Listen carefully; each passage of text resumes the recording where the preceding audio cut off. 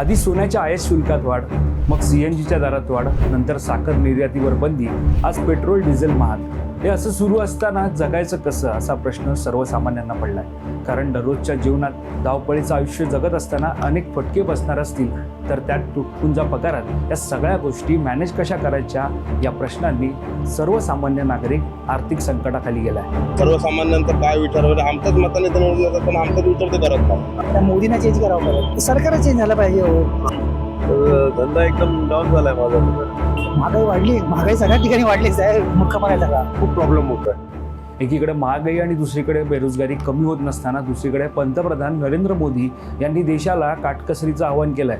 पंतप्रधानांचं आव्हान म्हणजे आर्थिक संकटाखाली जगणाऱ्यांसाठी एक प्रकारचा इशाराच, आणि त्यात इशाऱ्याचे परिणाम आता दिसू लागले. शुक्रवार 15 मे 2026 रोजी सकाळी 6 वाजल्यापासून देशभरामध्ये पेट्रोल डिझेलच्या किमतींमध्ये मोठी वाढ करण्यात आली आहे. त्यापूर्वी मुंबईत सीएनजीच्या दरांमध्ये सुद्धा वाढ झाली. सीएनजी 2 रुपयांनी तर पेट्रोल डिझेल 3 रुपयांनी महागले आहे. पण ही दरवाढ केवळ सुरुवात आहे की एका मोठ्या संकटाची सुरुवात, हे आपण आता या व्हिडिओच्या माध्यमातून सविस्तरपणे जाणून घेऊया. नमस्कार, मी वैभव पाटील, तुम्ही पाहतात माय महानगर लाईव्ह. पंतप्रधान नरेंद्र मोदी यांच्या काटकसरीच्या आव्हानानंतर देशभरात अनेक घडामोडी घडताना पाहायला मिळतात. आधी घरगुती गॅस, त्यानंतर सीएनजी आणि आता पेट्रोल डिझेलचे दर वाढलेत. मुंबईत सीएनजी 2 रुपयांनी महागलाय तर पेट्रोल आणि डिझेलचे दर 3 रुपयांनी महागले आहेत. गेल्या काही दिवसांपासून आंतरराष्ट्रीय बाजारात कच्च्या तेलाच्या म्हणजेच क्रूड ऑइलच्या किमती वाढत आहेत. या वाढत्या किमतीचा परिणाम देशांतर्गत ग्राहकांवर होईल अशी चर्चा होती. अखेर ती चर्चाच आता प्रत्यक्षात उतरते, कारण सीएनजी नंतर आता मुंबईसह प्रमुख शहरांमध्ये पेट्रोल आणि डिझेलच्या किमती वाढल्यात. शुक्रवार 15 मे पासून सकाळी 6 वाजल्यापासून देशभरामध्ये पेट्रोल आणि डिझेलच्या दरात वाढ करण्यात आली आहे. सध्याच्या संकटाची दखल घेत पंतप्रधान नरेंद्र मोदींनी परकीय चलन वाचवण्याच्या उद्देशाने काही उपाययोजना करण्याचं आवाहन केलं होतं. यामध्ये इंधनाचा काटकसरीने वापर करणे, सोन्याची खरेदी पुढे ढकलणे आणि परदेश प्रवास स्थगित करणे यांसारख्या गोष्टींचा समावेश होता. रुपयाच्या मूल्यात मोठी घसरण झाली असून डॉलरच्या तुलनेत रुपयाचे मूल्य 95च्या पातळीच्या खाली घसरले. एकीकडे पंतप्रधान नरेंद्र मोदींचं आव्हान तर दुसरीकडे आंतरराष्ट्रीय बाजारात कच्च्या तेलाच्या किमतीमधील चढउतार यामुळे ही दरवाढ लागू करण्यात आली आहे. मध्य पूर्वेकडील संघर्षामुळे इंधनाच्या पुरवठ्यात असलेली कमतरता अद्यापही कायम आहे, ज्याचा थेट परिणाम आता इंधनाच्या किमतींमध्ये दिसून येत आहे. दरम्यान गेल्या 4 वर्षांपासून स्थिर असलेल्या या दरांमध्ये आज लक्षणीय बदल झालाय. 28 फेब्रुवारी रोजी इराण आणि अमेरिका यांच्यातील संघर्ष उफाळून आला असूनही सरकारनं पेट्रोल आणि डिझेलच्या किरकोळ दरांमध्ये वाढ करण्यास दीर्घकाळापर्यंत टाळलं होतं.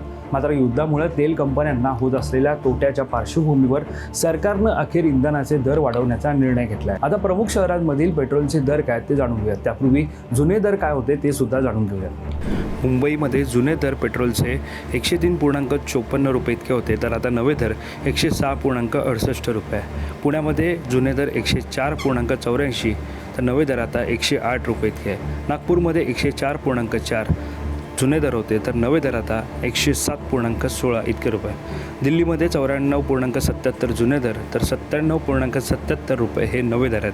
अहमदाबादमध्ये 94.29 हे जुने दर आहेत, तर 97.49 हे नवे दर आहेत. पणजीमध्ये 96.79 हे जुने दर आहेत, तर 99.79 हे आता नवे दर आहेत. चेन्नईमध्ये 100.84 रुपये हे जुने दर आहेत, तर 103.67 रुपये हे नवे दर आहेत. कोलकाता येथे 105.45 हे जुने दर आहेत, तर 108.74 हे आता नवे दर आहेत. यानंतर डिझेलचे बदललेले दर पाहूयात.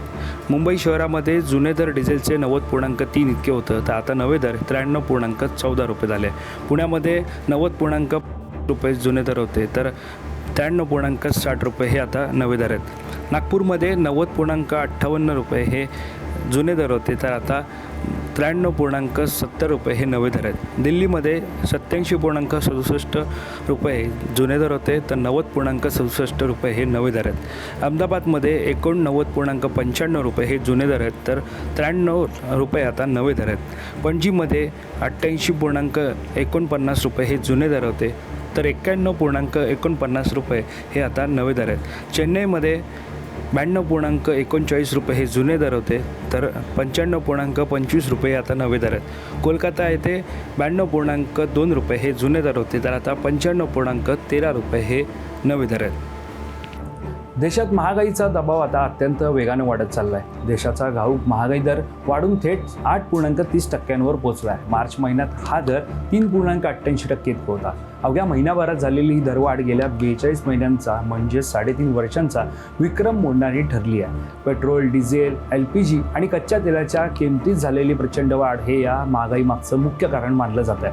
या महागाईच्या वाढीमुळे फ्यूल आणि पॉवर क्षेत्राचं योगदान सर्वाधिक राहिलं आहे. मार्चमध्ये केवळ 1.5% असलेली या क्षेत्रातील महागाई एप्रिलमध्ये थेट 24.71% झेपावली आहे. इराण संघर्ष आणि होमर सामुद्रधुनीतील संकटामुळे जगातील ऊर्जा पुरवठ्यावर परिणाम झाला असला तरी देशात इंधनाची कोणतीही कमतरता नाही आणि पेट्रोल, डिझेल किंवा LPGचे रेशनिंग करण्याची कोणतीही योजना नाही असं केंद्र सरकार सातत्यानं सांगत आलंय.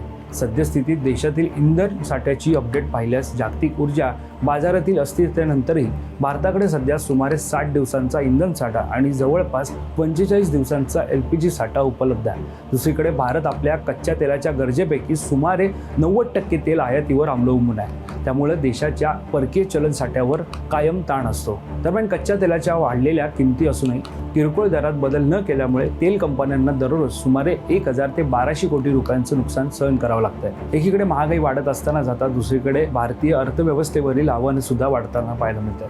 भारताकडे सध्या $690 अब्ज फॉरेक्स साठा म्हणजेच परकीय चलन साठा आहे.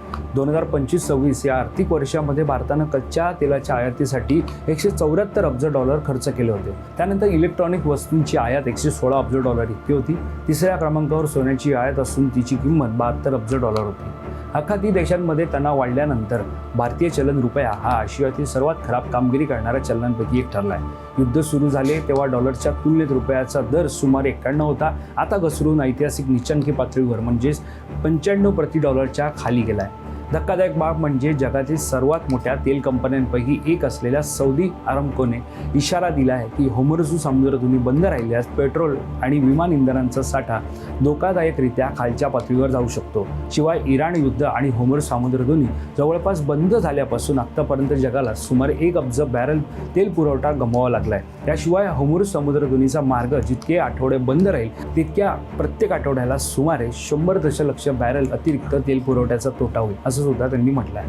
दरम्यान 2025-26 या आर्थिक वर्षात भारतानं कच्चे तेल आणि पेट्रोलियम उत्पादनांच्या आयातीवर $144 अब्ज म्हणजे अंदाजित 13,71,456 कोटी रुपये इतका खर्च केला आहे. पंतप्रधानांचं वक्तव्य भारतासाठी एखादा इशारासारखा आहे. कारण जर होर्मुझच्या सामुद्रधुनीची नाकेबंदी दीर्घकाळ सुरू राहिली, जर कच्च्या तेलाची किंमत ही $110 किंवा $120 अंदाजे 10,476 ते 11,429 रुपये प्रति बॅरलवर राहिली तर महागाई वाढेल, वित्तीय तूटसुद्धा वाढेल आणि एकूणच अर्थव्यवस्थेवर याचा विपरीत परिणाम होईल. तर सध्या वाढलेल्या दराबाबत पेट्रोल, डिझेलचे वाढलेले दर, CNGचे वाढलेले दर याबाबत तुम्हाला काय वाटतं? देशामध्ये आता महागाई आणि बेरोजगारीचं संकट हे आणखी गडद होईल का? याबाबत तुमचं मत काय हे आम्हाला कमेंट करून नक्की कळवा. आणि या संदर्भातली अधिकची माहिती जाणून घेण्यासाठी तुम्ही माय महानगर लाईव्हला सबस्क्राईब करायला विसरू नका. धन्यवाद.